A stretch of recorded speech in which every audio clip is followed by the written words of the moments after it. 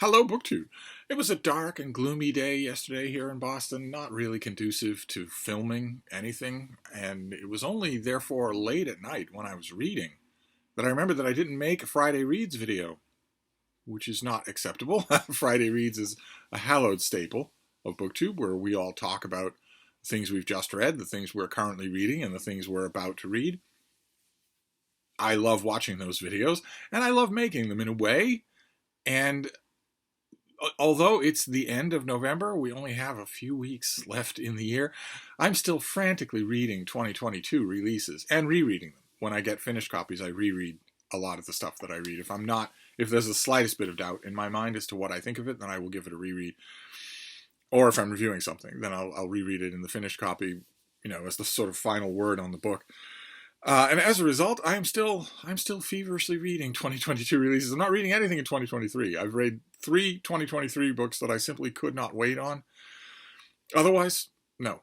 So I've got a list of things to show you today that will work definitely as a Friday read. Some of them are things that I have read, including reread recently. Some of the things are, there's not so much things I am reading. I don't really read a book. I know a lot of you do because you're really busy, but I'm not. So I usually just read a book.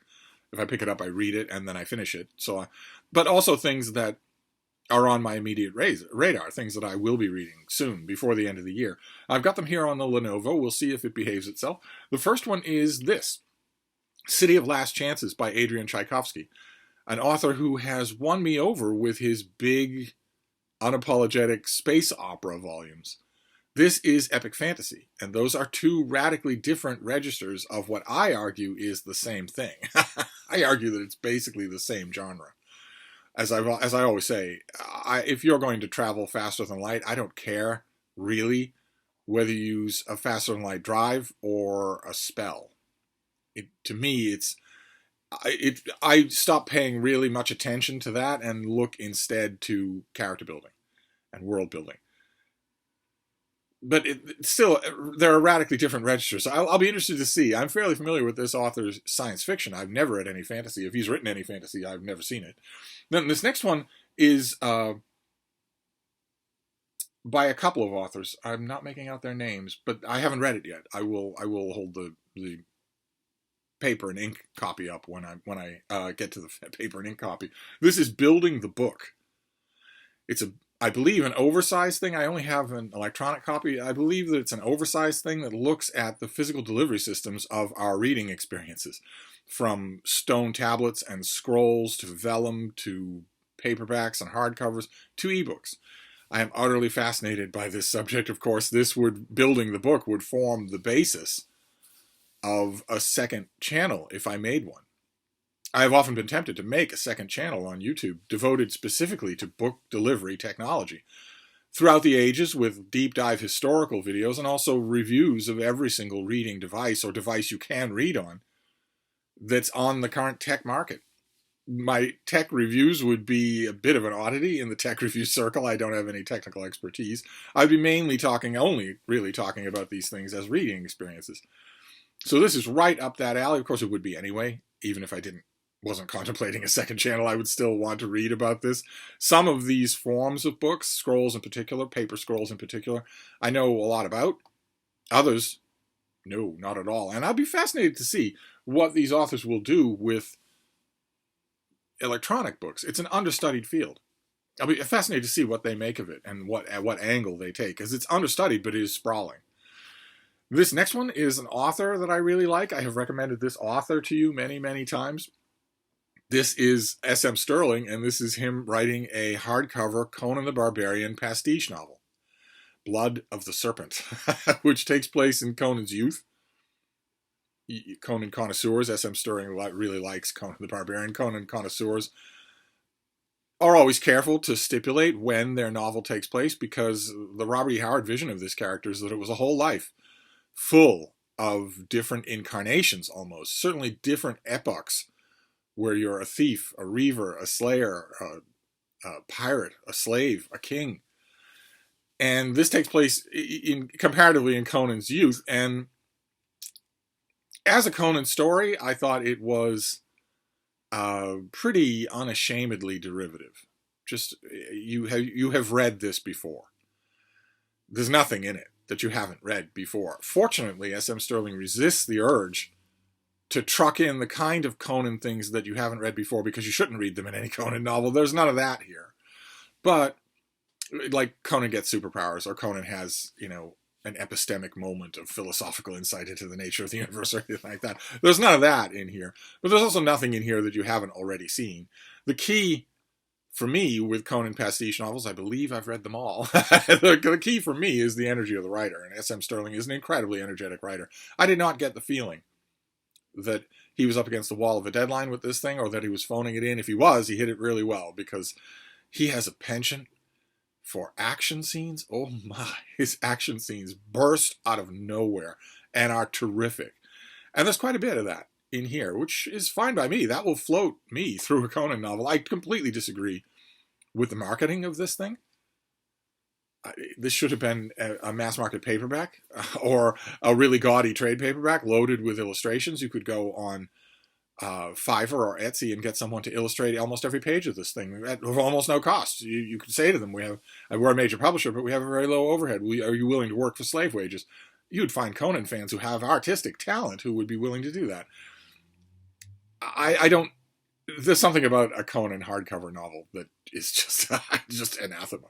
But as a Conan novel, I enjoyed it very much. And then we have something by the Landed Gentry. It's not often that you have a book by the Landed Gentry, although this year has seen 4 of them, and next year starts off with a bang for one. But this is The Earl and the Pharaoh by the Countess of Carnarvon. And there you have a house that belongs to the family, but you're going to recognize it from Downton Abbey. And this is about her famous ancestor who bankrolled the Howard Carter in the Valley of the Kings, who bankrolled this search for the boy Pharaoh. So on one level, amateur history, definitely, and it shows in the course of this book, but also in another level, family history, which is utterly fascinating. So this needs a reread. I need to reread it. I don't think there was much meat on the bone of the Countess telling the story of the Earl of Carnarvon's fascination with all things Egypt, with the birth of Egyptomania. This is, of course, a timely book.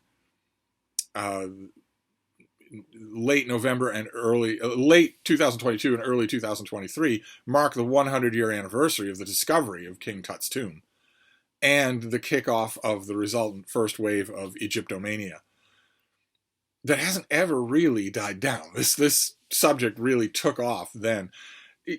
There are an enormous number of King Tut books coming out late this year and especially next year, an enormous number of them, most of them to commemorate that anniversary in some way or other. This was a Tut-adjacent book that was fairly enjoyable as far as light history goes. Again, no superlatives. It'd be a little bit alarming for me this late in the year if I were coming across hair-raising superlatives. That would be a little alarming. This next one I have not read. This is by Margie Crisp. I don't think it will be a hair-raising superlative. This is Duck Walk, a birder's improbable path to hunting as conservation. This is another one of those stories of an ardent conservationist and animal rights activist deciding, the best thing to do for these people is to kill them. There have been a couple. I read one this year that tried its hardest. I imagine, the target audience to convert in any kind of an obscenity like this. And the one that I read earlier this year very much did not convert me. You are not conserving anything if you are killing it. If you are killing it, I don't want to hear about culling populations. I don't want to hear about how hunters make the best conservationists. They are conserving something they plan to hunt and kill. That's not conservation. That's sadism. That's carefully orchestrated sadism. It just drives me nuts. That's all. When I see something like this, I think about let's talk about the ancient Egyptians, or let's say better, the ancient Romans, building a monument somewhere in the wilds of Spain, or building an aqueduct in southern France, or something like that. The workers that they conscripted to use, not the architects, not the engineers, not the Romans who came from the city and had a task in hand, but the unscripted labor that they used to build those things. They were slaves. They had no rights at all. They were taken from a populace that had been warred down and raided by the Romans for sometimes 2 or 3 generations. In the construction of those monuments, you could easily and rightly have said that all of those slave workers were better tended. They had 3 meals a day. They had a quitting time. They could form a kind of union. It didn't have any coercive ability, but it did make their voices heard. And their counterparts in village and town, in the woods and forests and valleys, had none of that. If you looked at that, would you say that that was a beneficial thing? No, you wouldn't. It is not beneficial to kill people. It is not beneficial to carefully preserve in excellent condition the people you plan to kill. There's a better way to conserve these people, and that is not to hunt them at all, and to back away from the encroachments you've made on their habitats so that you don't need to cull them. But maybe Margie Crisp will change my mind. maybe she will. I will certainly give it one more try at the end of the year. Then this next one is Natalie Groeninger. This is history. It's a little alarming to me, but that's going to be a theme throughout this video, that I am still reading works of history, serious works of history, this late in the year. That is a little alarming. I would like to think that I am wrapping up November books at this point, but this one slipped by me, so I will be trying it, and we will see. This is the final year of Anne Boleyn, Tudor history. We haven't had much of that this year, and some of the stuff of it that we've had has been bad. This is about Anne Boleyn's final year, so masterfully captured by Hilary Mantel in Bring Up the Bodies, where Anne is increasingly desperate, increasingly harridanish, increasingly shrill, increasingly physically unattractive, as she realizes with every passing month that she walked out on a limb intentionally to gain everything. She wanted to be queen. She wanted to supplant an anointed rightful queen of 20 years. And the way that she did that, the promise that she made, the way she got there was to promise something she knew was not under her control. Not only to get pregnant by King Henry VIII, but also to deliver a male heir. She knew she couldn't control that. She knew that when she promised it, she was just saying what Henry wanted to hear. And then when it happened, she produced a girl. She produced a daughter. And then there were miscarriages and phantom pregnancies. And this final year, like Anne Boleyn or don't, you wouldn't wish her final year on anybody. Right down to probably the cruelest part of it was that right up until the end, right up until the final few months, the final few weeks of her final year, she was hoping she could turn it around. She was hoping that in the meantime, in the midst of delivery room failures on her part, Henry had come to love her enough to keep her without the promise. That wasn't true, and she, of all people, should have known that. It's fascinating reading. I've read books, never a book just on her final year, and this one won't be either. Keep in mind, this is over 200 pages, so it won't be about her final year. It will be about her final years. I think it says final year because historians like to sort of pigeonhole their work. It makes it seem a little bit less intimidating to a general reading audience that maybe doesn't read a lot of history. But I guarantee you this thing will sprawl all over her life, and especially over her final years. If this author doesn't devote a lot of attention to the birth of Elizabeth, then I'll be amazed. But we shall see. I'm always up for Tudor history, always. And I'm always up for this next thing, too. Star Trek pastiche fiction. Star Trek fiction. This is by David Mack, who has almost never pleased me. So we will see if he does. As a Star Trek reader, he's almost never pleased me. As a Star Trek reader, he's almost always, sometimes there have been exceptions, but he almost always strikes me as an author who thinks that he's done most of his work to just show up and name the characters. And that's not true. That's the temptation of pastiche fiction, is that you think all the narrative momentum is already in place, but it's not, and it's not true. You have to tell a story.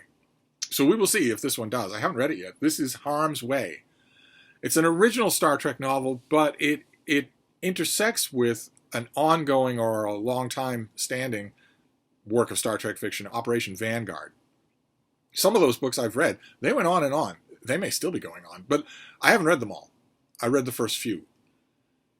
So I don't know if I'm going to be caught on a wrong foot with this book. This intersects the original Star Trek with Operation Vanguard. in a way that was never done really before. Kirk and crew on the Enterprise, the original Enterprise, no bloody A, B, C, or D, they are mentioned in those early Vanguard books. They come up. Some of the characters, some of the individual crew members interact more with Vanguard Station than others do. But not an explicit crossover where the Enterprise is coming into orbit and the cast of characters from the Vanguard world must interact with their counterparts on the Enterprise. So I don't know. How many Vanguard books I will have to have read in order to like this thing. And that's not my fault, right? As we often say on this channel, as I often say, it's David Mack's job to make me feel at home in a crossover event in which maybe I've never read any of the crossover stuff. It's actually also his job to make me feel at home in a Star Trek novel if I know nothing about Star Trek. Star Trek writers of Star Trek fiction nowadays never remember that. Never. They just assume that you know who all these people are. They don't need to explain anything. And so they don't.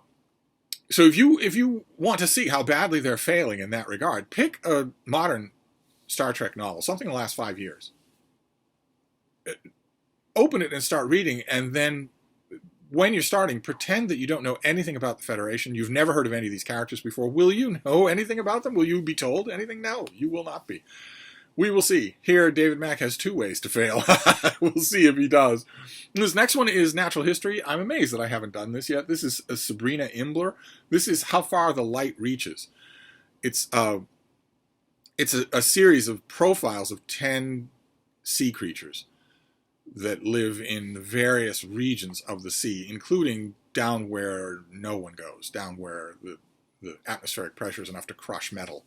They're still down there, bioluminescing, living their lives, going through their endless generations, evolving, and we know almost nothing about it. We know the theories, once upon a time, 100 years ago, were that the further down into the deepest depths of the ocean you go, where there's no sunlight, where there's never been any sunlight, where the only protein comes from, it was thought, protein falling from the higher regions of the ocean. Once upon a time, it was thought that the further down you go, the smaller the life gets, that the pressure would just dictate that. We know that's not true. There are immensely large creatures that live in the highest pressures that the world has to offer. And this has some of those, some in the mid-regions, some in the shallow regions, as far as I know, as far as the impression that I get. I should have read this long since. I will get to it. I think I've even talked about it on this channel. I just haven't. I dipped my toe into the introduction, but I haven't got to the book. Then this next one is... it has a good claim to be the most serious, the most important book of any kind that comes out in the end of the year. December is notoriously a kind of a desert for publishing. Major titles usually don't come out then because the book buying is already done. The book coverage, most especially, is already scripted. It's already planned out. The editors are already waiting to leave and not really tend to their gardens until the early in the new year. I'm not really sure why this book is released now. It got a lot of press in the UK when it came out, but I'll take it better late than never. This is A Private Spy, The Letters of John le Carré. And this moved me a whole lot more than I thought it would. This is a remarkable book. Ordinarily, author collections of letters, I mean, there are exceptions, right? Of course, on this channel, we saw the letters of Marianne Moore. We saw the letters of Edith Wharton. Famously, the big fat volume, The Letters of T.S. Eliot, makes spellbinding reading, but most of them are a little on the boring side. And this is not at all. Not at all. If anything, there's more pointed, adult, dramatic heft in these letters than there is even in this author's novels. And there are no shakes. There are no small shakes when it comes to those things. I thought this was tremendously impressive. I think this was put together by Tim Cromwell. I believe that's a son or a relative of le Carré. But it doesn't matter the credentials, it just matters the result. This is amazing. Every bit as amazing as the UK press made it sound. So this next one, I'm looking forward to it. This is Adele Klee. This is the next in her Scandal Sheet Survivor series of romance novels. This one is Not So Wicked. And it will be about 2 damaged souls. This author is really, really convincing. about writing about the very, at first, tentative relationships that form between damaged souls in the framework of a Regency romance. You don't have to do that. Regency romances can be froth and really delightful and entirely please their audiences without going into any deeper waters. And this author kind of sort of does that, and she is good at it. I've read the other Scandal Sheet Survivor books, and I learned about this author and read these books entirely through Kindle Unlimited. So every time I think, well, am I getting any use out of Kindle Unlimited, or should I just cancel it? First of all, Amazon makes it really hard to cancel that you think you've canceled, but you haven't. All mega evil, mega conglomerates make things really hard to cancel. But then I remember stuff like this. And this isn't the only example. Adele Klee's books are not the only example of an author and a series, a whole kind of writing that I learned about through Kindle Unlimited. So I'm definitely going to keep it. And I'm looking forward to this. I'm kind of invested in the series. Then we have something, this is Tales from the Unknown to me. I've only experienced this world once. So we'll see. This is by Michael Ketchy Azolina, and it is Your Table is Ready, Tales of a New York Maitre d'. So extremely swanky, extremely Tony New York, the New York restaurant world, where I am not welcome. You can dress me up as much as you like. It was tried. The one time that friends of mine got me to do this, they dressed me up as nice as they could, but I am not welcome in a place like this. Think about any of you who have read it. If any of you have read it, there's a Rumpole of the Bailey story where Rumpole is assigned to defend an imperious chef, Jean-Pierre O'Higgins, at a 4-star Michelin restaurant. And the whole episode starts off, the whole story starts off with Rumpole dining at such a place because his wife Hilda, she who must be obeyed, her cousin Everard is in from the colonies. He's in from Saskatoon, and he loves the finer things. So they go to a fine restaurant, which doesn't offer Rumpole anything that he wants to eat. He asks for bangers and mash. The haughty waiter is dumbfounded that you would ask for such a thing. I was a little bit better behaved the one time that I experienced the world that is written about in this book. But even so, I saw the prices on the menu and I assumed that when the plates got to the table, they'd be heaped with food. Instead, you could barely see the food. Postage stamp servings. My friends at the table said, well, this isn't about eating. They actually used that term. They said, this isn't about eating. When I stared in astonishment at an amount of food on the plate of my main entree that would take me conservatively 10 seconds to eat. I stared at it in astonishment. Then I looked back at my friends in astonishment and I said, this is not about eating. It's a restaurant, but nevertheless, we'll see if this author can make this world understandable to me.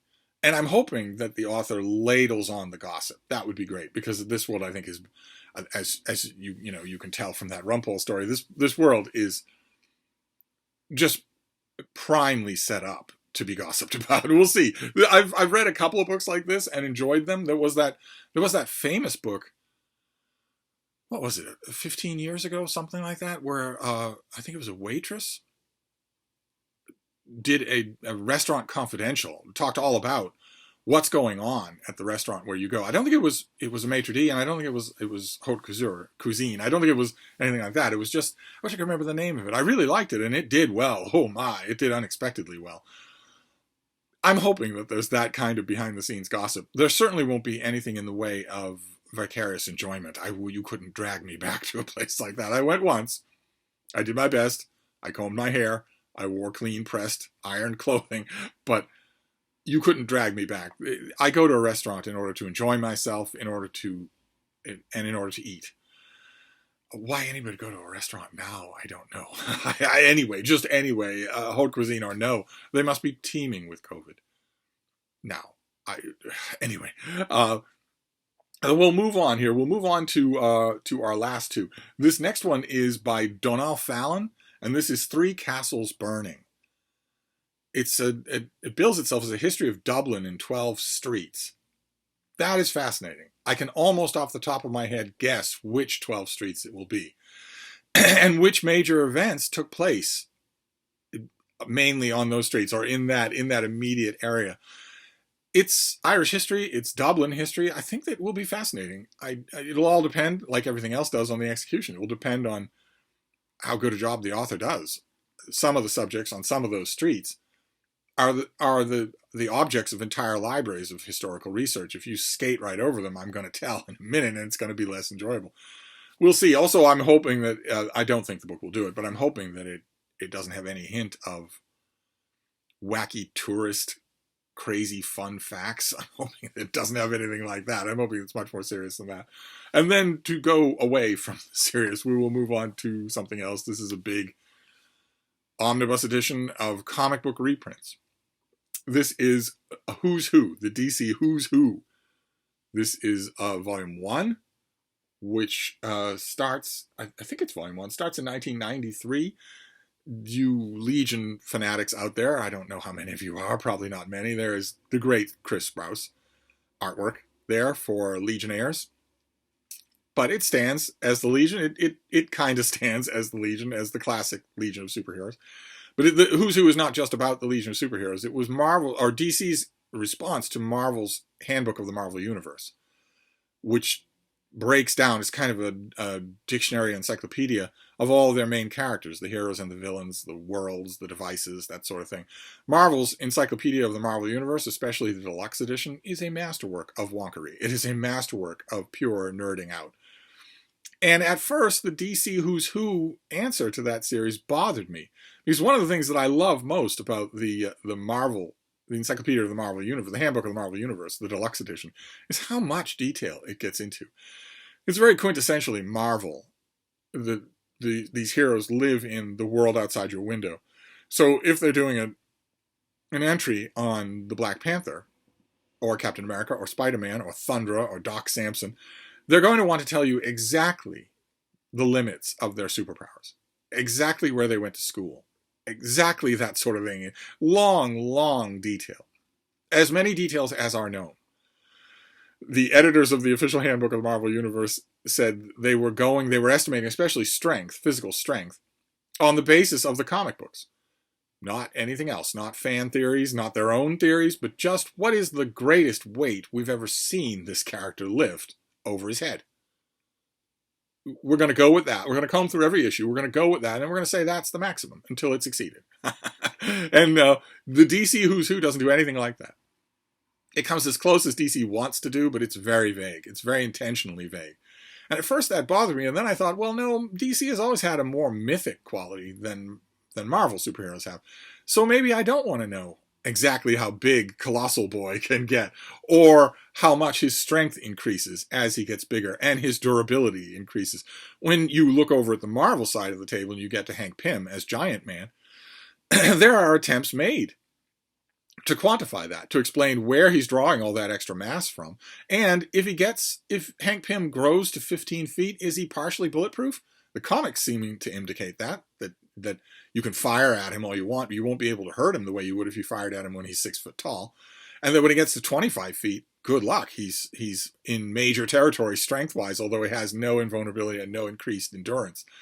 Marvel's version of this got into all that kind of wonkery. The Who's Who does not, to the best of my knowledge. I haven't revisited these things in 30 years. So this volume is going to bring back memories. And of course, I'm extremely approving of their choice of cover. I hope this stays the cover. I hope this is the cover. But anyway, those are some books for a Friday Reads. For stuff that I have read, stuff that I'm planning to read, stuff that I'm still knocking off. For November and December books before the year comes to a close. My own personal year comes to a close in only a few weeks. I want to have as much of 2022 done by then as possible.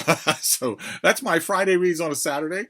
I'm going to wrap this up for now. I have crushing deadlines at the end of November. Crushing deadlines. So I may not make any other videos today. We shall see. But either way, I'll be back. So I will see you soon. Thank you, BookTube.